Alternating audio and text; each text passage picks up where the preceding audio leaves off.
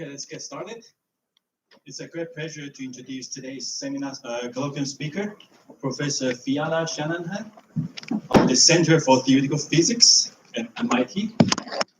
Professor Shanahan obtained her PhD from the University of Adelaide, Australia. Before joining the faculty at MIT, she was an assistant professor at Williams and Mary for 1 year and a postdoc at MIT for 2 years. Among the many awards she has received, she is the recipient of an NSF Career Award. She was also named as a Simons Emmy Noether Fellow, and most especially, she was also listed in the Forbes magazine 30 Under 30 in Science. And currently, she's still under 30. Let's welcome Professor Shanahan. Thank you, Junrei. It's delightful to be back in Taiwan again. Okay, some of the fundamental and even defining questions for us as physicists are what is everything made of and what laws govern its behavior? Now, of course, matter is made of atoms, and at their core, atoms have densely packed nuclei made of protons and neutrons. Now, our best understanding of the structure of matter actually goes one layer deeper still.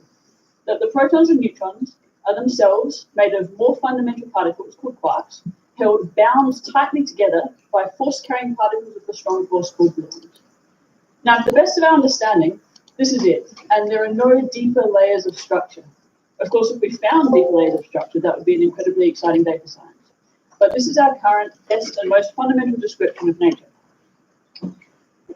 The quarks and the gluons and their interactions are encoded in what's known as the standard model of fundamental particles. There are 17 fundamental particles only, a handful of free parameters.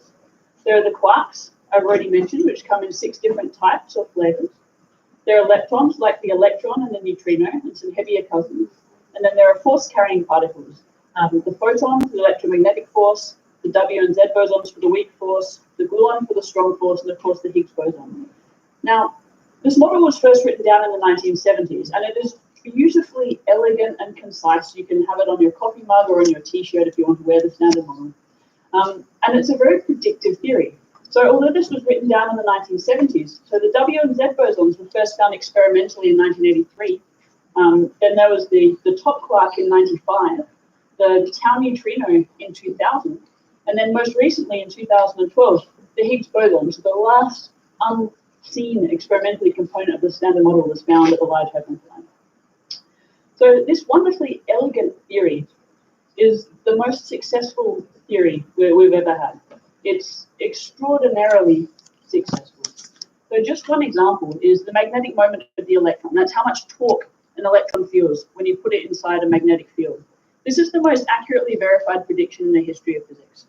We have here 12 significant figures on this quantity. I know there are a lot of students here. If you've taken quantum field theory, you can appreciate the heroic effort it took. 30 years, 12,000 Feynman diagrams up to 5 loops, right, to calculate this to 12 significant figures of precision, which matches experiment.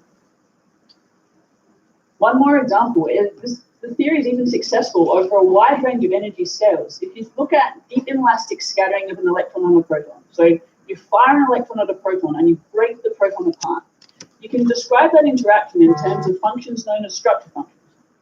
And there are predictions from the standard model for these structure functions. These are these yellow bands here. You'll notice on the horizontal axis here is energy on a log scale, right, on an exponential scale. So this covers many orders of magnitude. And the experimental data, which are these points, matches almost every experimental test, but we know that it's not everything.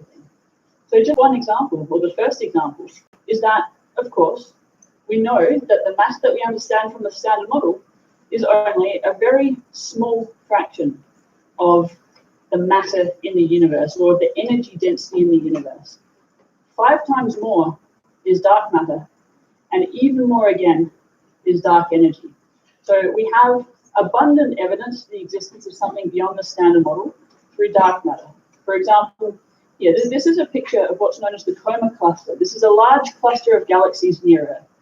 And as far back as the 1930s, it was observed by Fritz Zwicky in this case, But this doesn't quite make sense. That this cluster of galaxies is held together by something. And if you think of the gravitational attraction coming only from the matter that you can see, the luminous matter, that's not enough gravitational attraction to hold this cluster of galaxies together.